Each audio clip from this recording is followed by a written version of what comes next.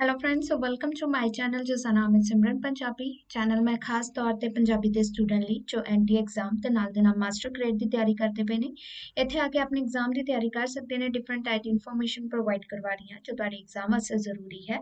Channel ਨੂੰ subscribe ਜ਼ਰੂਰ ਕਰ ਲਓ, ਨਾਲ ਦੇ ਨਾਲ ਬੈਲ ਆਈਕਨ ਨੂੰ ਜ਼ਰੂਰ ਦਬਾ ਲਓ ਤਾਂ ਜੋ ਤੁਹਾਨੂੰ ਨੋਟੀਫਿਕੇਸ਼ਨ ਮਿਲਦੀ ਰਹੇ। ਇਸ ਤੋਂ ਇਲਾਵਾ ਵੀਡੀਓਜ਼ ਦੇ ਵਿੱਚ ਤੁਸੀਂ ਵੀਡੀਓਜ਼ ਜਿੰਨੀਆਂ ਵੀ ਹੈਗੀਆਂ ਨੇ ਰੋਜ਼ ਦੇ ਰੋਜ਼ ਜੋ ਕਿ ਮੈਂ ਅਪਲੋਡ ਕਰਦੀ ਹਾਂ ਤਾਂ ਉਹ ਸਾਰੀਆਂ ਤੁਸੀਂ ਇੱਥੇ ਦੇਖ ਸਕਦੇ ਹੋ। ਪਲੇਲਿਸਟ ਵੀ ਬਣੀ ਹੋਈ ਹੈ, ਕਮਿਊਨਿਟੀ ਬਾਕਸ ਦੇ ਵਿੱਚ ਮੈਸੇਜ ਚੈੱਕ ਕਰ ਸਕਦੇ ਹੋ। ਇਸ ਦੇ ਵਿੱਚ ਵੀ ਕੁਝ ਲੇਟੈਸਟ ਟੌਪਿਕ ਨਾਲ ਦੇ ਨਾਲ ਅਪਲੋਡ ਕਰਦੀ ਪਈ ਆ, ਉਹ ਵੀ ਤੁਸੀਂ ਜਾ ਕੇ ਨੋਟਸ ਇਸ ਤੋਂ ਵੀ ਬਣਾ ਸਕਦੇ ਹੋ। ਠੀਕ ਹੈ, ਟੌਪਿਕ ਜਿਹੜਾ ਹੈਗਾ ਵਾ ਅੱਜ ਅਸੀਂ ਥੋੜਾ ਜਿਹਾ ਨੈਕਸਟ ਕਰਾਂਗੇ ਆਪਣੇ ਇੰਪੋਰਟੈਂਟ ਜਿਹੜੇ ਟੌਪਿਕ ਆ ਜਿਨ੍ਹਾਂ ਦੇ ਵਿੱਚੋਂ ਸਟਾਰਟਿੰਗ ਵਾਲਾ ਜਿਹੜਾ ਟੌਪਿਕ ਹੈਗਾ ਅੱਜ ਨੈਕਸਟ ਹੋਗਾ ਵਾ ਪ੍ਰਕਿਰਤੀ ਵਿਕਲਪ ਕੀ ਹੈ। ਓਕੇ, ਸੋ ਸਭ ਤੋਂ ਪਹਿਲਾਂ ਹੈਗਾ ਵਾ ਕਿ ਪ੍ਰਕਿਰਤੀ ਵਿਕਲਪ। ਭਰਤ ਮੁਨੀ ਨੇ ਪਾਤਰਾਂ ਦੀ ਪ੍ਰਕਿਰਤੀ ਬਾਰੇ ਚਰਚਾ ਕਰਦਿਆਂ ਨਾਟਕ ਵਿੱਚ ਤਿੰਨ ਤਰ੍ਹਾਂ ਦੀ ਭੂਮਿਕਾ ਦਾ ਜ਼ਿਕਰ ਕੀਤਾ ਹੈਗਾ ਵਾ: ਅਨੁਰੂਪ, ਵਿਰੂਪ ਅਤੇ ਰੂਪ ਅਨੁਰੂਪ। ਜਦੋਂ ਨਾਟਕ 'ਚ ਕੋਈ ਪੁਰਸ਼ ਪਾਤਰ ਪਹਿਰਾਵੇ, ਸ਼ਸਤਰਾਂ ਤੇ ਵਸਤਰਾਂ ਦੀ ਮਦਦ ਨਾਲ ਇਸਤਰੀ ਪਾਤਰ ਦੀ ਭੂਮਿਕਾ ਨਿਭਾਉਂਦਾ ਹੈ, ਇਸੇ ਤਰ੍ਹਾਂ ਇਸਤਰੀ ਪੁਰਸ਼ ਪਾਤਰ ਦਾ ਰੋਲ ਅਦਾ ਕਰਦੀ ਹੈ ਤਾਂ ਉਸ ਨੂੰ ਰੂਪ ਅਨੁਰੂਪ ਪ੍ਰਕਿਰਤੀ ਕਹਿੰਦੇ ਨੇ। ਮਤਲਬ ਪੁਰਸ਼ ਇਸਤਰੀ ਦਾ ਤੇ ਇਸਤਰੀ ਜਿਹੜੀ ਹੈਗੀ ਆ ਪੁਰਸ਼ ਦਾ ਰੋਲ ਜੇਕਰ ਅਦਾ ਕਰੇ, ਠੀਕ ਹੈ। ਸੋ ਉਹ ਹੋ ਗਿਆ ਇੱਥੇ ਰੂਪ ਅਨੁਰੂਪ ਪ੍ਰਕਿਰਤੀ। ਨਾਟਕ ਵਿੱਚ ਇਸ ਪ੍ਰਕਿਰਤੀ ਦੀ ਬਹੁਤ ਮਹੱਤਤਾ ਹੁੰਦੀ ਹੈ, ਪਰ ਇਸ ਦੇ ਵਿਪਰੀਤ ਜਦੋਂ ਕੋਈ ਪਾਤਰ ਆਪਣੀ ਬੁਨਿਆਦੀ ਸੁਭਾਅ, ਆਦਤਾਂ ਤੇ ਰੁਚੀਆਂ ਮੁਤਾਬਕ ਆਪਣੀ ਭੂਮਿਕਾ ਅਦਾ ਕਰਦਾ ਹੈ ਤਾਂ ਉਸਨੂੰ ਅਨੁਰੂਪ ਪ੍ਰਕਿਰਤੀ ਕਹਿੰਦੇ ਆ। ਮਤਲਬ ਜਿਵੇਂ ਆਪਣੇ ਅਨੁਰੂਪ ਉਹੀ ਚੀਜ਼ ਆਉਂਦੀ ਹੈਗੀ ਆ, ਜੋ ਕਿ ਕੋਈ ਪਾਤਰ ਆਪਣੇ ਬੁਨਿਆਦੀ ਸੁਭਾਅ, ਆਦਤਾਂ ਤੇ ਰੁਚੀਆਂ ਮੁਤਾਬਕ ਆਪਣੀ ਭੂਮਿਕਾ ਖੁਦ ਅਦਾ ਕਰੇ, ਉਹ ਚੀਜ਼ ਆਉਂਦੀ ਹੈਗੀ ਆ ਅਨੁਰੂਪ। ਜਿਵੇਂ ਲੜਾਈਆਂ ਤੇ ਜੰਗਾਂ ਦੇ ਦ੍ਰਿਸ਼ਾਂ ਨੂੰ ਮਰਦ ਪਾਤਰ ਔਰਤਾਂ ਨਾਲੋਂ ਵਧੇਰੇ ਕਾਰਗਰ ਢੰਗ ਨਾਲ ਨਿਭਾ ਸਕਦੇ ਨੇ, ਕਿਉਂਕਿ ਉਹਨਾਂ ਦੇ ਵਿੱਚ ਉਹ ਕੁਆਲਿਟੀਜ਼ ਹੈਗੀਆਂ ਨੇ ਜੋ ਕਿ ਉਹਨਾਂ ਨੂੰ ਇਸ ਯੋਗ ਬਣਾਉਂਦੀਆਂ ਨੇ। ਸੋ ਉਹੀ ਹੈ ਜੋ ਕਿ ਜਿਸਨੂੰ ਜਿਸ ਤਰੀਕੇ ਦਾ ਰੋਲ ਸੱਜਦਾ ਹੈਗਾ ਵਾ, ਅਗਰ ਉਸਨੂੰ ਉਸੇ ਤਰੀਕੇ ਦੇ ਨਾਲ ਦਿੱਤਾ ਜਾਵੇ ਐਜ਼ ਅ ਮੇਲ ਨੂੰ ਮੇਲ ਵਾਲਾ, ਤਾਂ ਉਹ ਸਾਡੇ ਕੋਲ ਕੀ ਆਇਂਦਾ ਹੈਗਾ ਵਾ ਇੱਥੇ, ਉਹ ਇੱਥੇ ਆਏਗਾ ਅਨੁਰੂਪ ਪ੍ਰਕਿਰਤੀ। ਤੇ ਇਸੇ ਤਰ੍ਹਾਂ ਕੋਮਲ ਭਾਵਾਂ ਦੀ ਅਭਿਵਿਅਕਤੀ ਔਰਤਾਂ ਵਧੇਰੇ ਜਿਹੜੇ ਕਿ ਵਧੀਆ ਢੰਗ ਨਾਲ ਕਰਦੀਆਂ ਨੇ, ਇਸ ਕਰਕੇ ਉਹਨਾਂ ਨੂੰ ਉਹ ਵਾਲਾ ਦਿੱਤਾ ਜਾਂਦਾ ਹੈ। ਜਿਵੇਂ ਰਤੀ ਦਾ ਪ੍ਰਗਟਾ ਨ੍ਰਿਤ ਅਤੇ ਸੰਗੀਤ ਦਾ ਪ੍ਰਦਰਸ਼ਨ ਕਰਨ 'ਚ ਔਰਤਾਂ ਦੀ ਨਜ਼ਾਕਤ ਮਰਦਾਂ ਨਾਲੋਂ ਵਧੇਰੇ ਸ਼ਸਤਰ ਢੰਗ ਨਾਲ ਉੱਭਰਦੀ ਹੈ, ਸੋ ਇਸ ਨੂੰ ਔਰਤਾਂ ਹੀ ਕਰ ਸਕਦੀਆਂ ਨੇ। ਨਾਟਕ ਦੀ ਸਫਲ ਪ੍ਰਦਰਸ਼ਨੀ ਵਿੱਚ ਅਨੁਰੂਪ ਪ੍ਰਕਿਰਤੀ ਦਾ ਮਹੱਤਵ ਨਾਟ ਆਚਾਰੀਆਂ ਵੱਲੋਂ ਕੀ ਗਾ ਵਾ ਸਵੀਕਾਰਿਆ ਗਿਆ ਹੈ। ਮਤਲਬ ਕਿ ਅਨੁਰੂਪ ਪ੍ਰਕਿਰਤੀ ਜਿਹੜੀ ਹੈਗੀ ਹੈ ਕਿ ਜੋ ਜਿਸਨੂੰ ਸੱਜਦਾ ਪਿਆ ਉਸਨੂੰ ਉਸੇ ਤਰੀਕੇ ਦੇ ਨਾਲ ਦਿੱਤਾ ਜਾਵੇ ਕਿ ਔਰਤਾਂ ਸਿਰਫ ਔਰਤ ਵਾਲੇ ਹੀ ਕਰਨ ਤੇ ਮਰਦ ਸਿਰਫ ਮਰਦਾਂ ਵਾਲੇ ਹੀ ਕਰੇ, ਤਾਂ ਕੀ ਗਾ ਵਾ ਕਹਿੰਦੇ ਉਹਨਾਂ ਨਾਟਕ ਦੇ ਵਿੱਚ ਇਸ ਚੀਜ਼ ਨੂੰ ਜ਼ਿਆਦਾਤਰ ਕੀ ਗਾ ਸਪੋਰਟ ਕੀਤਾ ਗਿਆ ਹੈ। ਪਾਤਰਾਂ ਦੀ ਵਿਰੂਪ ਭੂਮਿਕਾ ਦਾ ਵੀ ਨਾਟਕ 'ਚ ਬੜਾ ਕੀ ਗਾ ਵਾ ਅਹਿਮ ਹੁੰਦਾ ਹੈ। ਜਦੋਂ ਕੋਈ ਅਭਿਨੇਤਾ ਪਹਿਰਾਵੇ, ਗਹਿਣਿਆਂ ਤੇ ਅਸਤਰ ਸ਼ਸਤਰਾਂ ਨਾਲ ਆਪਣੇ ਬੁਨਿਆਦੀ ਸਰੂਪ ਨੂੰ ਬਦਲ ਕੇ ਕਿਸੇ ਹੋਰ ਪਾਤਰ ਦੀ ਭੂਮਿਕਾ ਨਿਭਾਉਂਦਾ ਹੈ। ਵਿਰੂਪ ਉਹ ਹੀ ਆ ਗਿਆ ਇੱਕ ਕਿ ਆਪਣੇ ਅਭਿਨੇਤਾ ਜਿਹੜਾ ਹੈਗਾ ਵਾ ਪਹਿਰਾਵੇ, ਗਹਿਣੇ ਤੇ ਅਸਤਰ ਸ਼ਸਤਰਾਂ ਨਾਲ ਯਾਨੀ ਕਿ ਮੇਲ ਹੀ ਰਹੇ ਹੋ, ਪਰ ਮੇਲ ਤੋਂ ਮਤਲਬ ਮੇਲ ਵਾਲੇ ਜਿਹੜੇ ਉਹਨੇ ਕੱਪੜੇ ਪਾਏ ਹੋਣ, ਗਹਿਣੇ ਪਾਏ ਹੋਣ, ਅਸਤਰ ਸ਼ਸਤਰ ਪਾਏ ਹੋਣ, ਪਰ ਕੀ ਗਾ ਵਾ ਆਪਣੇ ਸਰੂਪ ਨੂੰ ਕਿਸੇ ਹੋਰ ਦੀ ਭੂਮਿਕਾ ਉਹ ਨਿਭਾਉਂਦਾ ਹੈ। ਜਿਵੇਂ ਹਨੂਮਾਨ ਦੀ ਭੂਮਿਕਾ ਨਿਭਾਉਣ ਵਾਲੇ ਅਜਿਹੇ ਮੁਖੌਟਿਆਂ, ਸ਼ਸਤਰਾਂ ਦੀ ਵਰਤੋਂ ਕਰਨੀ ਆਦਿ ਨਾਟਕ ਖੇਡਣ ਵਾਲਿਆਂ ਨੂੰ ਹਨੂਮਾਨ ਦਾ ਕੀ ਗਾ ਵਾ ਆਭਾਸ ਹੋ ਜਾਵੇ। ਸੋ ਇੱਥੇ ਤਿੰਨ ਤਰੀਕੇ ਦੇ ਨਾਲ ਆਇਆ। ਪਹਿਲਾ ਗਵਾ ਜਿਹੜਾ ਕਿ ਇੱਕ ਦੂਜੇ ਦੇ ਰੂਪ ਅਦਾ ਕਰਦੇ ਨੇ, ਸੈਕਿੰਡ ਜਿਹੜਾ ਗਵਾ ਜਿਸ ਨੂੰ ਉਸੇ ਤਰੀਕੇ ਦੇ ਨਾਲ ਰੋਲ ਅਦਾ ਕਰਦੇ ਜਿਨ ਕਿ ਮੇਲ ਮੇਲ ਵਾਲਾ ਕਰੇ, ਫੀਮੇਲ ਫੀਮੇਲ ਵਾਲਾ ਹੀ ਕਰੇ। ਥਰਡ ਜਿਵੇਂ ਆਇਂਦਾ ਗਵਾ ਕਿ ਪਾਤਰ ਜਿਹੜਾ ਹੈਗਾ ਵਾ ਕੋਈ ਅਭਿਨੇਤਾ ਪਹਿਰਾਵੇ, ਗਹਿਣੇ ਤੇ ਸ਼ਸਤਰਾਂ ਦੇ ਨਾਲ ਆਪਣੇ ਬੁਨਿਆਦੀ ਮਤਲਬ ਮੇਲ ਹੈਗਾ ਹੈ, ਬਟ ਉਹ ਕੀ ਹੈਗਾ ਵਾ ਨਾਲ ਅਸਤਰ ਸ਼ਸਤਰ ਪਹਿਨੇ ਜਾਵੇਂ ਉਸੇ ਤਰੀਕੇ ਦਾ ਰੂਪ ਅਦਾ ਕਰੇ। ਜਿਵੇਂ ਐਜ਼ ਅ ਜਿਸ ਕਿਸੇ ਨੂੰ ਅਗਰ ਰਾਮ ਦਾ ਰੋਲ ਦਿੱਤਾ ਜਾਵੇ ਤਾਂ ਉਹ ਮੇਲ ਹੀ ਪਰਸਨ ਕਰੇ, ਪਰ ਉਸੇ ਤਰੀਕੇ ਦੇ ਨਾਲ ਉਹ ਰਾਮ ਵਰਗੇ ਮੁਖੌਟੇ ਵੀ ਪਾ ਸਕਦੇ ਹੈਗੇ ਨੇ, ਜਾਂ ਫਿਰ ਉਹਨਾਂ ਵਰਗਾ ਪਹਿਰਾਵਾ, ਵੇਸ਼ ਭੂਸ਼ਾ ਸਭ ਕੁਝ ਉਸੇ ਤਰੀਕੇ ਦੇ ਨਾਲ ਪਾਏ। ਇਸੇ ਤਰੀਕੇ ਨਾਲ ਜੇਕਰ ਉਹ ਹਨੂਮਾਨ ਦਾ ਉਸਨੂੰ ਮਿਲਿਆ, ਹਨੂਮਾਨ ਦੇ ਤਰੀਕੇ ਦੇ ਨਾਲ ਹੀ ਉਹ ਸਾਰਾ ਕੁਝ ਆਪਣੇ ਆਪ ਨੂੰ ਡਰੈਸ ਅਪ ਕਰੇ। ਪਾਤਰ ਦੀ ਅਜਿਹੀ ਭੂਮਿਕਾ ਨੂੰ ਵੀ ਰੂਪ ਪ੍ਰਕਿਰਤੀ ਦੀ ਭੂਮਿਕਾ ਕਿਹਾ ਜਾਂਦਾ ਹੈ। ਅਜਿਹੀ ਸਥਿਤੀ 'ਚ ਪਾਤਰ ਆਪਣੇ ਬੁਨਿਆਦੀ ਰੂਪ ਨੂੰ ਛੁਪਾ ਲੈਂਦਾ, ਮਤਲਬ ਮੇਨ ਉਹਨਾਂ ਦਾ ਮੇਲ ਵਾਲਾ ਹੀ ਹੈਗਾ ਵਾ। ਜਿਵੇਂ ਮੈਨੂੰ as a Sita the role ਅਗਰ ਦਿੱਤਾ ਜਾਵੇ मैं कि अपना गेटअप थोड़ा जिहा चेंज करांगी, मेकअप वगैरह करके उसे तरीके दे नाल कपड़े पा के। सो मेरी मेन जिहड़ी हैगी बुनियादी जिहड़ा रूप हैगा वा ਉਹ छुप जाएगा। है तो इस्त्री वाला ही करदी पई ਆਂ, बट ਕੀ ਹੈਗਾ ਵਾ ਚੀਜ਼ਾਂ ਧਾਰਨ ਕਰਕੇ ਆਪਣੇ ਰੂਪ ਨੂੰ ਮੈਂ ਛੁਪਾ ਲਿਆ। ਇਹ ਹੁੰਦਾ ਵਿਰੂਪ ਪ੍ਰਕਿਰਤੀ ਨੂੰ ਧਾਰਨ ਕਰਨ ਲੱਗਿਆ ਅਭਿਨੇਤਾ ਆਪਣੇ ਪਾਤਰ ਦੇ ਰੋਲ ਨੂੰ ਯਥਾਰਥ ਪੱਧਰ ਤੇ ਨਿਭਾਉਣ ਵਾਲਾ ਹੋਣਾ ਚਾਹੀਦਾ। ਮਤਲਬ ਉਸਨੂੰ ਉਸ ਲੈਵਲ ਦੇ ਉੱਤੇ ਉਹ ਲੈ ਕੇ ਜਾਣਾ ਚਾਹੁੰਦੇ ਨੇ, ਇਸ ਕਰਕੇ ਉਹ ਉਹਨਾਂ ਵਰਗਾ ਹੀ ਦਿਖਦੇ ਨੇ। ਕ੍ਰਿਸ਼ਨ ਦੀ ਭੂਮਿਕਾ ਨਿਭਾਉਣ ਵਾਲੇ ਅਭਿਨੇਤਾ ਨੂੰ ਦਰਸ਼ਕ ਤਾਂ ਹੀ ਭਗਵਾਨ ਕ੍ਰਿਸ਼ਨ ਦੇ ਰੂਪ ਵਿੱਚ ਸਵੀਕਾਰਨਗੇ ਜੇਕਰ ਉਹਦੀ ਸ਼ਖਸੀਅਤ ਮਿੱਥ ਵਿੱਚ ਪਏ ਭਗਵਾਨ ਕ੍ਰਿਸ਼ਨ ਦੇ ਬਿੰਬ ਦੇ ਨਾਲ ਮੇਲ ਖਾਣ ਵਾਲੀ ਹੋਵੇ, ਜੇਕਰ ਉਹ ਉਸ ਤਰੀਕੇ ਦੇ ਨਾਲ ਲੱਗਣਗੇ। ਉਸੇ ਸੁਭਾਅ ਤੇ ਰੂਪ ਦਾ ਪਾਤਰ ਅਭਿਨੈ ਕਲਾ ਰਾਹੀਂ ਦਰਸ਼ਕਾਂ ਨੂੰ ਵਧੇਰੇ ਪ੍ਰਭਾਵਿਤ ਕਰ ਸਕਦਾ ਹੈ। ਵਿਰੂਪ ਭੂਮਿਕਾ ਨਿਭਾਉਣ ਵਾਲੇ ਅਭਿਨੇਤਾ ਕਈ ਵਾਰ ਆਪਣੇ ਪਾਤਰ ਦੇ ਰੋਲ ਵਿੱਚ ਇੰਨਾ ਖੁੱਭ ਜਾਂਦਾ ਹੈ ਕਿ ਨਾਟਕ ਦੇ ਖਤਮ ਹੋਣ ਤੋਂ ਬਾਅਦ ਵੀ ਆਪਣੇ ਅਸਲੀ ਰੂਪ ਵਿੱਚ ਆਉਂਦਿਆਂ ਉਹਨਾਂ ਨੂੰ ਕੀ ਗਵਾ ਲੰਮਾ ਸਮਾਂ ਲੱਗ ਜਾਂਦਾ ਹੈ। ਇੱਕ ਆ ਗਿਆ ਸੀ ਇਸ ਦੇ ਵਿੱਚ ਰੂਪ ਅਨੁਰੂਪ, ਇੱਕ ਆ ਗਿਆ ਸੀ ਰੁਕੋ ਇੱਕ ਮਿੰਟ, ਹਾਂ ਇੱਕ ਆ ਗਿਆ ਸੀ ਇਸ ਦੇ ਵਿੱਚ ਅਨੁਰੂਪ ਜਿਹੜਾ ਕਿ ਆਪਣੇ ਮੇਲ ਵਾਲਾ ਰੋਲ ਕਰਦਾ ਹੈ। ਵਿਰੂਪ ਜੇਕਰ ਕੀ ਗਵਾ ਮੇਲ ਵਾਲਾ ਹੀ ਰੂਪ ਕਰਦਾ ਹੈ, ਪਰ ਨਾਲ ਦੇ ਨਾਲ ਕੀ ਗਵਾ ਉਹ ਕਿਸੇ ਪਾਤਰ ਨੂੰ ਆਪਣੇ ਦਰਸ਼ਕਾਂ ਦੇ ਸਾਹਮਣੇ ਉਸੇ ਤਰੀਕੇ ਦੇ ਨਾਲ ਉਹ ਅਗਰ ਉਹਨੂੰ ਫੀਲ ਕਰਨ, ਮਤਲਬ ਉਸੇ ਤਰੀਕੇ ਨਾਲ ਡਰੈਸਅਪ ਹੋ ਕੇ ਆਵੇ। ਵਿਰੂਪ ਉਹ ਹੁੰਦਾ ਆਪਣੀ ਆਈਡੈਂਟਿਟੀ ਜਿਹੜੀ ਕੀ ਆ ਉੱਥੇ ਛੁਪਾ ਲੈਂਦਾ, ਤੇ ਰੂਪ ਅਨੁਰੂਪ ਹੈਗਾ ਵਾ ਜੇਕਰ ਮੇਲ ਜਿਹੜਾ ਹੈਗਾ ਵਾ ਉਹ ਫੀਮੇਲ ਵਾਲੇ ਰੋਲ ਅਦਾ ਕਰਨ ਤੇ ਫੀਮੇਲ ਵਾਲੇ ਜਿਹੜਾ ਹੈਗਾ ਵਾ ਉਹ ਮੇਲ ਵਾਲੇ ਰੋਲ ਅਦਾ ਕਰਨ। ਠੀਕ ਹੈ, ਨੈਕਸਟ ਟੌਪਿਕ ਹੈਗਾ ਇਸ ਦੇ ਵਿੱਚ ਪ੍ਰਗਟਾਵਾਦੀ ਨਾਟ ਪ੍ਰਵਿਰਤੀ ਕੀ ਆਂਦੀ ਕੀ ਸਾਡੇ ਕੋਲ। ਪ੍ਰਗਟਾ ਲਈ ਅੰਗਰੇਜ਼ੀ ਵਿੱਚ ਐਕਸਪ੍ਰੈਸ਼ਨਿਜ਼ਮ ਸ਼ਬਦ ਦੀ ਵਰਤੋਂ ਕੀਤੀ ਗਈ ਹੈ। ਪ੍ਰਵਿਰਤੀ ਦਾ ਜਿਹੜਾ ਸੰਬੰਧ ਹੈਗਾ ਜਰਮਨੀ ਦੇ ਨਾਲ ਜੁੜਿਆ ਹੈ। ਪਹਿਲੇ ਸੰਸਾਰ ਯੁੱਧ ਤੋਂ ਮਗਰੋਂ ਸਮੁੱਚੇ ਵਿਸ਼ਵ ਚਿੰਤਨ ਵਿੱਚ ਵੱਡੇ ਪੱਧਰ ਤੇ ਵਿਆਪਕ ਪਰਿਵਰਤਨ ਵਾਪਰਦਾ ਹੈ। ਦੂਜੇ ਸੰਸਾਰ ਯੁੱਧ 'ਚ ਜਰਮਨੀ ਦੀ ਹੋਈ ਹਾਰ ਕਾਰਨ ਲੋਕਾਂ ਦੇ ਸੋਚਣ ਢੰਗ 'ਚ ਤਬਦੀਲੀ ਆਉਂਦੀ ਹੈ। ਆਪਣੀ ਸੁਰੱਖਿਆ ਪ੍ਰਤੀ ਉਹਨਾਂ ਦੀ ਚੇਤਨਾ ਦਾ ਜਿਹੜਾ ਆਗਾਜ਼ ਹੁੰਦਾ ਹੈ। ਸਥਿਤੀਆਂ ਦੇ ਅੰਤਰਗਤ 20ਵੀਂ ਸਦੀ ਦੇ ਪਹਿਲੇ ਦਹਾਕੇ ਵਿੱਚ ਜਰਮਨੀ ਵਿੱਚ ਪੈਦਾ ਹੋਈ ਪ੍ਰਗਟਾਵਾਦ ਦੀ ਰੁਚੀ ਤੀਜੇ ਦਹਾਕੇ ਤੱਕ ਸਮੁੱਚੇ ਯੂਰਪ ਦੇ ਨਾਟਕੀ ਸਾਹਿਤ ਵਿੱਚ ਦ੍ਰਿਸ਼ਟੀਗੋਚਰ ਹੁੰਦੀ ਹੈ। ਇਸ ਪ੍ਰਵਿਰਤੀ ਦੇ ਅੰਤਰਗਤ ਕੀ ਗਵਾ ਨਾਟਕਕਾਰ ਵਿਅਕਤੀਵਾਦੀ ਰੁਚੀਆਂ ਦਾ ਪ੍ਰਗਟਾਵਾ ਇੱਥੇ ਕਰਦਾ ਹੈ। ਅਜਿਹੀ ਨਾਟਕੀ ਰਚਨਾ ਵਿੱਚ ਬਾਹਰਮੁਖੀ ਜਗਤ ਦੇ ਨਿੱਜੀ ਅਨੁਭਵ ਨੂੰ ਪਾਤਰਾਂ ਦੇ ਦ੍ਰਿਸ਼ਟੀਕੋਣ ਰਾਹੀਂ ਸਾਕਾਰ ਕੀਤਾ ਜਾਂਦਾ ਹੈ। ਜਰਮਨੀ ਵਿੱਚ ਪੈਦਾ ਹੋਈ ਅਜਿਹੀ ਵਿਸ਼ਾਦਗ੍ਰਸਤ ਸਥਿਤੀ ਤੇ ਮਾਨਸਿਕ ਅਸੰਤੁਸ਼ਟਤਾ ਉੱਥੋਂ ਦੇ ਨਾਟ ਸਾਹਿਤ ਵਿੱਚੋਂ ਰੂਪਮਾਨ ਹੋਈ ਹੈ ਕਿ ਮਤਲਬ ਉੱਥੋਂ ਦੀ ਜਿਹੜੀ ਪਰਿਸਥਿਤੀਆਂ ਆਈਆਂ ਸੀ ਜਦੋਂ ਸੈਕਿੰਡ ਵਰਲਡ ਵਾਰ ਹੋਈ ਸੀ, ਉਹਨਾਂ ਸਾਰੀਆਂ ਪਰਿਸਥਿਤੀਆਂ ਦਾ ਸਾਨੂੰ ਕਿੱਥੋਂ ਪ੍ਰਗਟਾਵਾ ਹੋਇਆ ਬਾਅਦ ਦੇ ਵਿੱਚ ਜਿਹੜਾ ਕਿ ਉਹਨਾਂ ਨੇ ਨਾਟ ਉਹਨਾਂ ਦੀ ਵਿਧਾ ਸੀ ਉੱਥੇ ਇਹ ਸਾਰੀਆਂ ਚੀਜ਼ਾਂ ਨੂੰ ਦੇਖਣ ਨੂੰ ਮਿਲਿਆ, ਜਿਸ ਨੂੰ ਸਾਹਿਤ ਦੀ ਭਾਸ਼ਾ ਵਿੱਚ ਪ੍ਰਗਟਾਵਾਦ ਦਾ ਨਾਮ ਦਿੱਤਾ ਗਿਆ। ਮਤਲਬ ਕਿ ਜੋ ਚੀਜ਼ਾਂ ਉਹ ਫੀਲ ਕਰਦੇ ਸੀ, ਜੋ ਵੀ ਉਹਨਾਂ ਨੇ ਮਹਿਸੂਸ ਕੀਤਾ ਸੀ ਜਾਂ ਹੰਡਾਇਆ ਸੀ, ਉਹਨਾਂ ਨੇ ਪ੍ਰਗਟਾ ਕੀਤਾ ਕਿਸ ਦੇ ਥਰੂ, ਨਾਟਕ ਦੇ ਥਰੂ। ਸੋ ਨਾਟਕ ਹੈਗਾ ਇੱਕ ਪ੍ਰਗਟਾਵਾਦੀ ਵਿਧੀ ਦੇ ਰੂਪ ਵਿੱਚ। ਪ੍ਰਗਟਾਵਾਦੀ ਪ੍ਰਵਿਰਤੀ ਦਾ ਅਧੀਨ ਲਿਖੇ ਨਾਟਕਾਂ ਵਿੱਚ ਨਾਟਕਕਾਰ ਦੀ ਵਿਅਕਤੀਵਾਦੀ ਰੁਚੀ ਹਾਵੀ ਹੁੰਦੀ ਹੈ। ਮਤਲਬ ਵਿਅਕਤੀ ਨੂੰ ਸੈਂਟਰ ਦੇ ਵਿੱਚ ਰੱਖ ਕੇ ਉਸਦੇ ਬਾਰੇ ਜੋ ਚੀਜ਼ਾਂ ਹੈਗੀਆਂ ਨੇ ਕਿ ਉਹ ਕੀ ਫੀਲ ਕਰਦਾ ਹੈ, ਕਿਸ ਤਰੀਕੇ ਨਾਲ ਸਾਰਾ ਕੁਝ ਪ੍ਰਗਟਾਇਆ ਜਾਂਦਾ ਹੈ। ਨਾਟਕ ਵਿੱਚ ਵਿਦਰੋਹ ਤੇ ਵਿਰੋਧ ਦੀ ਸੁਰ ਭਾਰੂ ਹੁੰਦੀ ਹੈ। ਨਿੱਜੀ ਭਾਵਾਂ ਦੇ ਪ੍ਰਗਟਾਵੇ ਵੇਲੇ ਕਵੀ ਕਾਵਿਕ ਭਾਸ਼ਾ ਦੀ ਕੀ ਗਿਆ ਵਰਤੋਂ ਕਰਦਾ ਹੈ। ਅਜਿਹੀ ਭਾਸ਼ਾ ਲੇਖਕ ਦੇ ਵਿਚਾਰਾਂ ਨੂੰ ਦਰਸ਼ਕਾਂ ਤੱਕ ਪਹੁੰਚਾਉਣ ਦੇ ਵਿੱਚ ਕੀ ਹੁੰਦਾ ਵਾ ਸਮਰੱਥ ਸਿੱਧ ਹੁੰਦਾ ਹੈ। ਅਜਿਹੇ ਨਾਟਕ ਦੇ ਵਿੱਚ ਸਮਾਜਿਕ ਵਿਵਸਥਾ ਤੇ ਹਰੇਕ ਤਰ੍ਹਾਂ ਦੇ ਰਿਸ਼ਤਿਆਂ ਦਾ ਨਕਾਰਨ ਕੀਤਾ ਜਾਂਦਾ ਹੈ।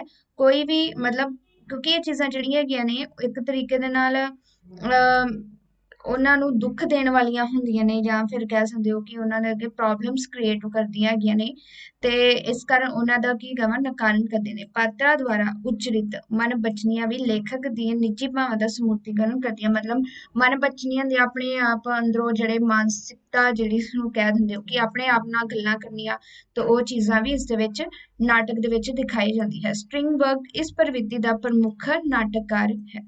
ਪਾਤਰਾਂ ਦੀ ਨਿਰਾਸ਼ਾ ਤੇ ਸੰਕਟ ਦਾ ਵਿਸ਼ਲੇਸ਼ਣ ਨਿੱਜੀ ਦ੍ਰਿਸ਼ਟੀਕੋਣ ਤੋਂ ਕਰਨ ਦਾ ਯਤਨ ਉਹ ਕਰਦਾ ਹੈ। ਅਜਿਹੇ ਨਾਟਕਾਂ ਵਿੱਚ ਪਾਤਰ ਦੁਬਿਧਾ ਦੁਚਿੱਤੀ ਦੇ ਸ਼ਿਕਾਰ ਹੁੰਦੇ ਨੇ। ਜਿਵੇਂ ਹੁਣ ਹੁੰਦਾ ਹੈ ਨਾ ਕਿ ਕੋਈ ਜਗ੍ਹਾ ਤੇ ਅਗਰ ਸੂਟ ਲੈਣ ਜਾਓ ਤਾਂ ਤੁਹਾਨੂੰ 2 ਸੂਟ ਪਸੰਦ ਆ ਜਾਂਦੇ, ਮਨ 'ਚ ਮਨ ਗੱਲਾਂ ਕਰਦੇ ਹੋ ਇਹ ਨਹੀਂ ਚਾਹੀਦਾ, ਉਹ ਠੀਕ ਹੈ, ਉਸਦਾ ਕਲਰ ਵਧੀਆ ਹੈਗਾ ਪਰ ਕੱਪੜਾ ਮਾੜਾ। ਉਹ ਅੰਦਰ ਤੁਹਾਡੇ ਜੋ ਨਿਕਲਦਾ ਪਿਆ ਹੈ, ਅੰਦਰੋਂ ਜੋ ਮਨ ਦੇ ਵਿੱਚ ਚੱਲਦਾ ਪਿਆ, ਉਹ ਤੁਹਾਡੀ ਮਨ ਬਚਣੀ ਹੈ। ਤੁਸੀਂ ਗੱਲਾਂ ਕਰਦੇ ਪਏ ਦੁਬਿਧਾ ਦੁਚਿੱਤੀ ਦੇ ਵਿੱਚ ਪਏ ਹੋਏ ਹੋ।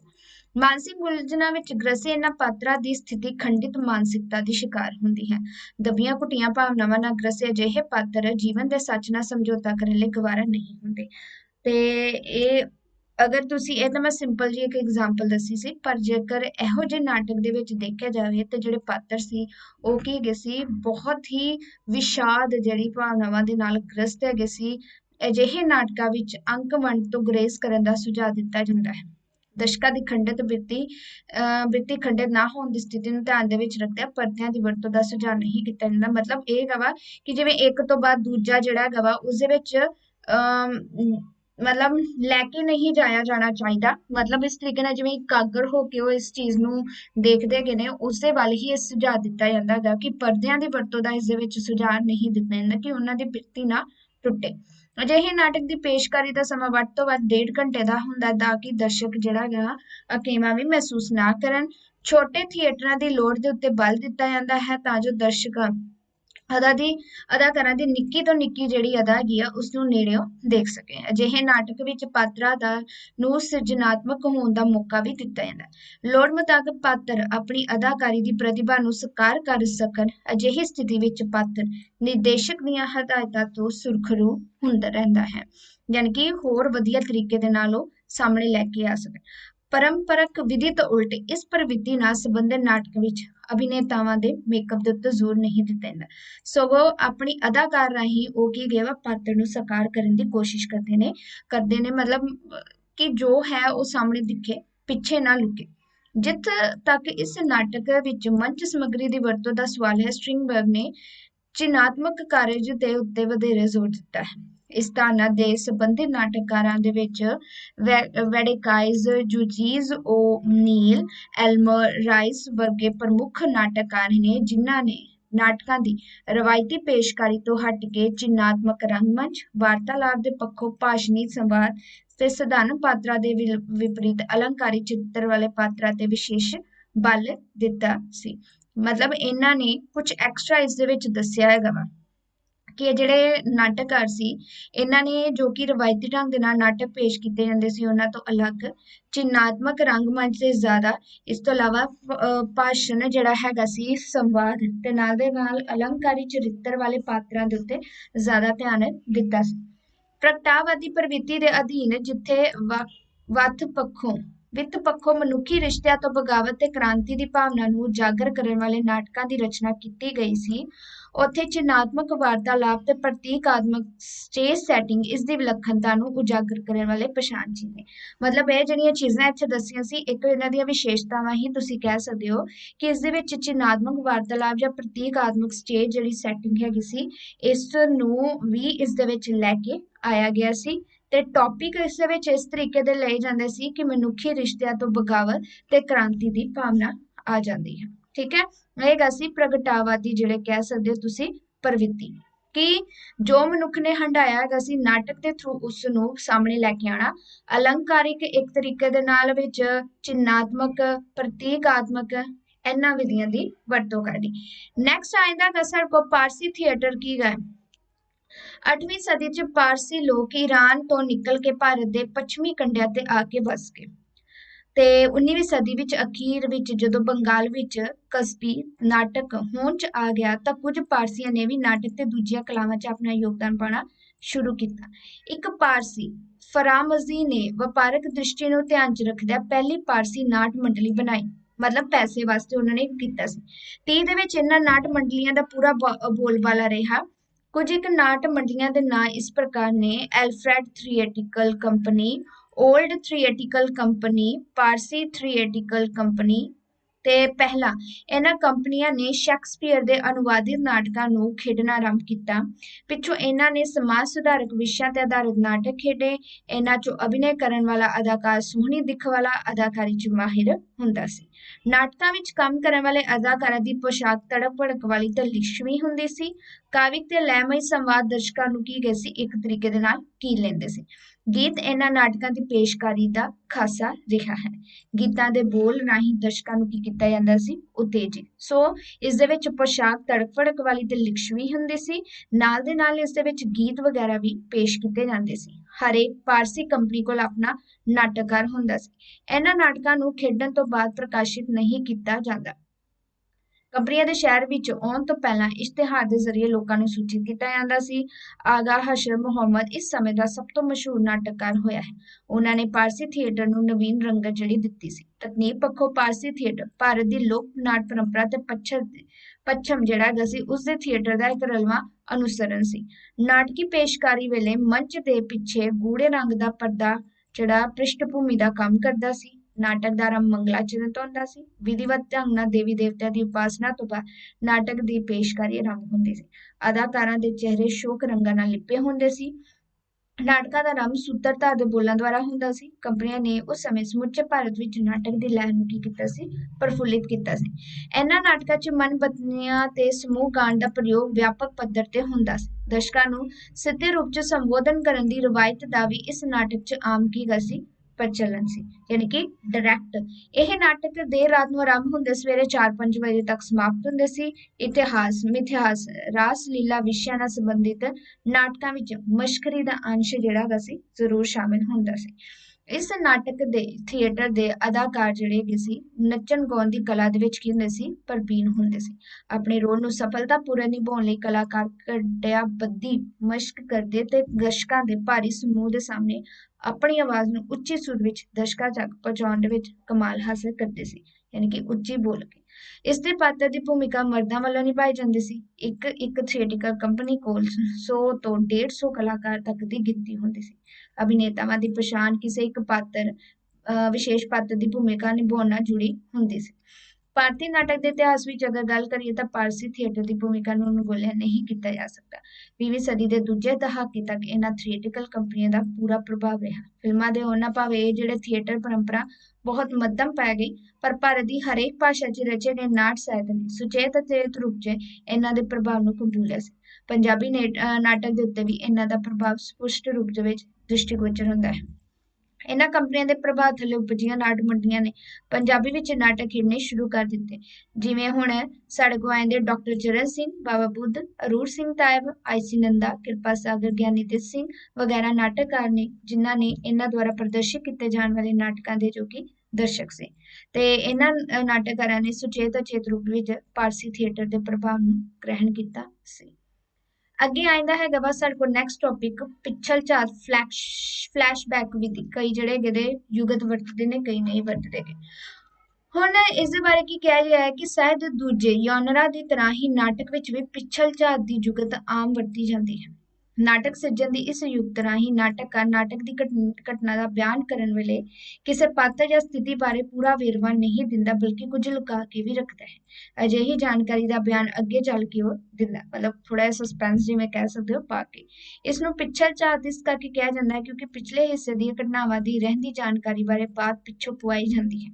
ਨਾਟਕ ਵਿੱਚ ਇਸ ਦੀ ਵਰਤੋਂ ਪਾਤਰਾਂ ਦੀ ਆਪਣੀ ਗੱਲਬਾਤ ਜਾਂ ਸੂਤਰਧਾਰ ਦੇ ਮਾਧਿਅਮ ਰਾਹੀਂ ਕੀਤੀ ਜਾਂਦੀ ਹੈ। ਸੋ ਪਿੱਛਲ ਝਾਤ ਜਿਵੇਂ ਕਹਿ ਸਕਦੇ ਹੋ ਕਿ ਫਲੈਸ਼ਬੈਕ ਵਿਧੀ ਹੁੰਦੀ ਹੈ ਕਿ ਚਲੋ ਇੱਕ ਸਟੋਰੀ ਜਿਹੜੀ ਹੈਗੀ ਹੈ ਸ਼ੁਰੂਆਤ ਕੀਤੀ ਗਈ ਹੈ, ਸਾਨੂੰ ਉਹਨਾਂ ਦੇ ਬਾਰੇ ਕੁਝ ਨਹੀਂ ਪਤਾ ਪਿੱਛੇ, ਠੀਕ ਹੈ, ਕੋਈ ਇੰਪੋਰਟੈਂਟ ਘਟਨਾ ਹੀ ਉਹਨਾਂ ਨੇ ਲੁਕਾ ਕੇ ਰੱਖੀ ਹੋਏਗੀ ਜਿਸ ਦਾ ਪ੍ਰਭਾਵ ਉਸਦੇ ਅੱਗੇ ਲਾਈਫ ਦੇ ਉੱਤੇ ਪਿਆ ਹੈ ਜਾਂ ਕੁਝ ਇਹੋ ਜਿਹੀ ਚੀਜ਼ ਜਿਹੜੀ ਕਿ ਅੱਗੇ ਖੁੱਲੇਗੀ। ਸੋ ਇਸ ਤਰੀਕੇ ਨਾਲ ਲੁਕਾ ਕੇ ਰੱਖਿਆ ਜਾਂਦਾ ਹੈਗਾ ਵਾ, ਇੰਟਰਸਟ ਵੀ ਹੋ ਜਾਂਦਾ ਹੈ ਇਸ ਦੇ ਵਿੱਚ। ਫਿਰ ਨਾਟਕ ਦੇਖ ਰਹੇ ਜਿਹੜੇ ਦਰਸ਼ਕ ਮੰਚ ਉੱਤੇ ਅਭਿਨੇਤਾਵਾਂ ਦੀ ਗੱਲਬਾਤ ਤੋਂ ਅਜਿਹੀ ਜਾਣਕਾਰੀ ਹਾਸਿਲ ਕਰਦੇ ਨੇ ਜਾਂ ਫਿਰ ਸੂਤਰਧਾਰ ਦਰਸ਼ਕਾਂ ਨੂੰ ਬੀਤ ਚੁੱਕੀ ਘਟਨਾ ਦੇ ਨਾਲ ਜੋੜਦਾ ਹੈ। ਮਤਲਬ ਬਾਅਦ ਦੇ ਵਿੱਚ ਜਦੋਂ ਇਹ ਫਿਰ ਗੱਲ ਆਉਂਦੀ ਗਈ ਹੈ, ਪਾਤਰਾਂ ਦੀ ਆਪਸੀ ਗੱਲਬਾਤ ਹੁੰਦੀ ਹੈ, ਉਸ ਤੋਂ ਪਤਾ ਲੱਗਦਾ ਹੈ ਜਾਂ ਸੂਤਰਧਾਰ ਦੇ ਮਾਧਿਅਮ ਦੇ ਥਰੂ ਇਸ ਚੀਜ਼ ਨੂੰ ਦੱਸਿਆ ਜਾਂਦਾ ਹੈ।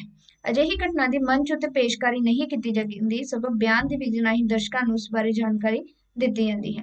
ਇਸ ਦੀ ਵਰਤੋਂ ਸਮੇਂ ਦੀ ਸੀਮਾ ਨੂੰ ਵੀ ਧਿਆਨ ਦੇ ਵਿੱਚ ਰੱਖ ਕੇ ਕੀਤੀ ਜਾਂਦੀ ਕਿਉਂਕਿ ਘੱਟ ਟਾਈਮ ਹੁੰਦਾ ਹੈ। ਘਟਨਾ ਦੀ ਪੇਸ਼ ਹੋਣ ਸਮੇਂ ਦੀ ਸੂਚਨਾ ਵੀ ਦੇ ਦਿੱਤੀ ਜਾਂਦੀ ਹੈ। ਸੂਤਰਧਾਰ ਦੀ ਅਜਿਹੀ ਬਿਆਨ ਦੀ ਵਿਧੀ ਰਾਹੀਂ ਦਰਸ਼ਕਾਂ ਨੂੰ ਦ੍ਰਿਸ਼ ਜਗਤ ਦੇ ਨਾਲ ਜੋੜਿਆ ਜਾਂਦਾ ਹੈ।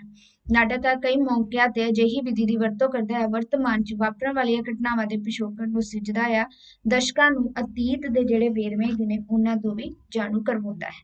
ਗੁਰਸ਼ਰਨ ਸਿੰਘ ਦੇ ਨਾਟਕਾਂ ਵਿੱਚ ਇਸ ਵਿਧੀ ਦੀ ਵਰਤੋਂ ਆਮ ਕੀਤੀ ਗਈ ਹੈ। ਜਦੋਂ ਪਿੰਡ ਦਾ ਸਿਆਣੀ ਉਮਰ ਦਾ ਵਿਅਕਤੀ ਪਿੰਡ ਦੇ ਲੋਕਾਂ ਨੂੰ ਭਾਰਤ ਦੇ ਸੁਨਹਿਰੀ ਅਤੀਤ ਦੀ ਗਾਥਾ ਸੁਣਾਉਂਦਾ ਹੈ।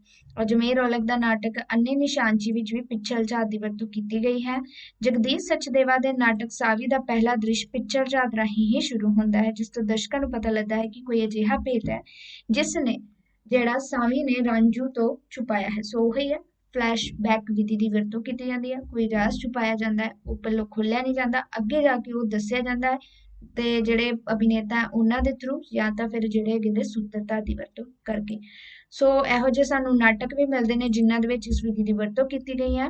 मिंजरा दे मेले का नाम सुन के सावी चीखण लग पैंदी है, अतीत दीआं यादां च गवाच जांदी है। नाटक का अगला हिस्सा बीते दीआं घटनावां नूं साकार करता है ते इस विधि का काफ़ी जिहड़ा प्रचलन भी है। ओके, सो ਇਹ वाले ਜਿਹੜਾ ਹੈਗਾ ਨਾ ਇੱਥੇ ਓਕੇ ਉਹ ਵਾਲਾ ਨਹੀਂ ਗਾ, ਇਹ ਹੈਗਾ ਵਾ ਬਰਾ। ਹਾਂ, ਸੋ ਇਹ ਹੈਗਾ ਵਾ ਬਰਾ ਕਥਾ। ठीक है, बरा कथा का वर्गीकरण बलवंत गार्गी ने अपनी पुस्तक लोक नाटक च कीता है। एक अजिही नाटकी वार है जिसने दी अदाकारी 3 कलाकार मिलके करते हैं। बरा का अर्थ गार्गी ने तुम्बा कीता है। कथा का विषय बहादुर सूरबीरां दीआं जीवन कथावां नाल संबंधित है। जोधियां दी किस्सियां दी पेशकारी बरा कथा दे गायन राही कीती जांदी है, जिस गायन नूं लोग बड़े आनंद नाल सुनदे ने। ओही आ गया कि ਜਿਹੜੀਆਂ 12 ਹੈਗੀਆਂ ਨੇ ਯੋਧਿਆਂ ਸੂਰਬੀਰਾਂ ਦੀ, ਉਹਨਾਂ ਨੂੰ ਇੱਥੇ ਉਹਨਾਂ ਨੇ ਬਰਾ ਕਥਾ ਕਿਹਾ ਹੈ। 3 ਗਾਇਕ ਹੈਗੇ ਨੇ, ਇਹਨਾਂ ਦੇ ਵਿੱਚੋਂ ਮੁੱਖ ਗਾਇਕ ਬਰਾ ਵਜਾਉਂਦਾ ਜਿਹੜੇ ਕਿ ਤੂੰਬਾ ਤੇ ਉਸ ਨੂੰ ਵਾਰ ਦਾ ਗਾਇਨ ਕਰਦਾ ਹੈ। ਵਾਰ ਨੂੰ ਗਾਉਂਦੇ ਹੋਏ ਉਹ ਕਈ ਵਾਰ ਨਾਚ ਵੀ ਕਰਦਾ ਹੈ। ਪੈਰਾਂ 'ਚ ਘੁੰਗਰੂ ਬੰਨੇ ਹੁੰਦੇ ਨੇ। ਨ੍ਰਿਤ ਕਰਨ ਵੇਲੇ ਘੁੰਗਰੂਆਂ ਨਾਲ ਖਾਸ ਕਿਸਮ ਦਾ ਰਿਦਮ ਵੀ ਪੈਦਾ ਹੁੰਦਾ ਹੈ ਤੇ ਉਹ ਵਾਰ ਜਿਹੜੇ ਹੈਗੇ ਆ ਰੁਕੋ ਇੱਥੇ ਵਾਰ ਦੇ ਬੋਲਾਂ ਨੂੰ ਆਪਣੇ ਚਿਹਰਿਆਂ ਤੇ ਹਾਵ ਭਾਵ ਦੇ ਨਾਲ ਵੀ ਅਰਥ ਪ੍ਰਦਾਨ ਜਿਹੜਾ ਕਰਦਾ ਹੈ। ਇਸ ਰਾਹੀਂ ਪ੍ਰਦਰਸ਼ਨੀ ਦੌਰਾਨ ਬਰਾ ਦੀ ਵਰਤੋਂ ਬੜੀ ਕਲਾਤਮਕਤਾ ਨਾਲ ਕੀਤਾ ਜਾਂਦੇ, ਮਤਲਬ ਜਿਹੜੀ ਤੂੰਬਾ ਜਿਹੜਾ ਹੈਗਾ ਵਾ ਉਹਨਾਂ ਨੇ ਦੱਸਿਆ ਉਸ ਦੀ ਵਰਤੋਂ ਵੀ ਬੜੇ ਵਧੀਆ ਤਰੀਕੇ ਦੇ ਨਾਲ ਵੀ ਕੀਤੀ ਜਾਂਦੀ ਹੈ। ਨਾਟਕੀ ਮੌਕਾ ਪੈਦਾ ਹੋਣ ਤੇ ਬੜੀ ਧੀਮੀ ਗਤੀ ਵਾਲੀ ਹੋ ਜਾਂਦੀ ਹੈ। ਫਿਰ ਅਚਾਨਕ ਹੀ ਗਾਇਕ ਬੜੀ ਗੜਕਵੀਂ ਆਵਾਜ਼ ਤੇ ਪੈਦਾ ਕਰਦਾ ਹੈ ਤੇ ਪੂਰੇ ਜੋਸ਼ ਨਾਲ ਵਾਰ ਦੇ ਜਿਹੜੇ ਬੋਲਾਂ ਦਾ ਗਾਇਨ ਕਰਦਾ ਹੈ। ਮੁੱਖ ਗਾਇਕ ਦੇ 2 ਸਾਥੀ ਕਲਾਕਾਰ ਦੀ ਵੀ ਭੂਮਿਕਾ ਮਹੱਤਵਪੂਰਨ ਹੁੰਦੀ ਹੈ। ਵਾਰ ਦੇ ਗਾਇਨ ਦੌਰਾਨ ਉਹ ਲਗਾਤਾਰ ਡਮਰੂ ਵਜਾਉਂਦੇ ਨੇ ਤੇ ਸਵਾਲ ਜਵਾਬ ਕਰਦੇ ਰਹਿੰਦੇ ਨੇ। ਸਵਾਲ ਜਵਾਬ ਦਾ ਮਾਧਿਅਮ ਗੀਤ ਹੁੰਦੇ ਨੇ। ਇਹਨਾਂ 'ਚ ਮਜ਼ਾਕ ਦਾ ਲਹਿਜ਼ਾ ਵੀ ਸ਼ਾਮਿਲ ਹੁੰਦਾ ਹੈ। ਅੰਦਰ ਛੁਪਿਆ ਵਿਅੰਗ ਦਰਸ਼ਕਾਂ ਦੇ ਮਨੋਰੰਜਨ ਦਾ ਕਾਰਨ ਵੀ ਬਣਦਾ ਹੈ। ਬਰਾ ਕਥਾ ਦੇ ਗਾਇਕ ਆਪਣੀ ਇਸ ਕਲਾ ਵਿੱਚ ਇੰਨੇ ਮਾਹਿਰ ਹੁੰਦੇ ਨੇ ਕਿ ਗਾਇਨ ਕਲਾ ਦੇ ਅੰਦਾਜ਼ ਨਾਲ ਤੇ ਤੀਰ 'ਚ ਵਾਪਰੀ ਘਟਨਾ ਨੂੰ ਹੂਬਹੂ ਹੀ ਸਾਕਾਰ ਕਰ ਦਿੰਦੇ ਹਨ। ਇਹਨਾਂ ਗਾਇਕਾਂ ਦੀ ਕੁਸ਼ਲ ਅਦਾਕਾਰੀ ਤੇ ਵਧੀਆ ਗਾਇਨ ਕਲਾ ਸਦਕਾ ਹੀ ਵੀਰ ਯੋਧਿਆਂ ਦੀ ਕਥਾਵਾਂ ਤੇ ਕਿੱਸੇ ਲੋਕਾਂ ਦੀ ਯਾਦ ਸ਼ਕਤੀ ਦਾ ਹਿੱਸਾ ਨੇ। ਮਤਲਬ ਜਿਸ ਤਰੀਕੇ ਨਾਲ ਉਹ ਗਾਉਂਦੇ ਨੇ, ਪੇਸ਼ ਕਰਦੇ ਨੇ, ਉਹ ਇੰਟਰਸਟਿੰਗ ਹੁੰਦੇ ਨੇ ਤੇ ਲੋਕਾਂ ਦੇ ਕੀ ਕਹਿੰਦੇ ਇੱਕ ਤਾਂ ਪਸੰਦ ਦੀਆਂ ਬਣ ਜਾਂਦੇ ਨੇ ਤੇ ਉਹਨਾਂ ਦੇ ਮੂੰਹ ਦੇ ਉੱਤੇ ਵੀ ਇਹ ਚੀਜ਼ਾਂ ਚੜ ਜਾਂਦੀਆਂ ਨੇ। ਵਿਅੰਗ ਸੀ, 3 ਕਲਾਕਾਰ ਸੀ, ਇਸ ਦੇ ਵਿੱਚ ਜਿਹੜੇ ਹੈਗੇ ਸੀ ਗਾਇਨ ਵੀ ਮਿਲਦਾ ਹੈਗਾ ਵਾ। ਸੋ ਇਹ ਸੀ ਅੱਜ ਦਾ ਟੌਪਿਕ। ਬਾਕੀ ਜਿਹੜਾ ਹੋਏਗਾ ਨੈਕਸਟ ਦੇ ਵਿੱਚ ਕਰਾਂਗੇ। ਵੀਡੀਓ ਜ਼ਰੂਰ ਦੇਖਿਓ। Thank you.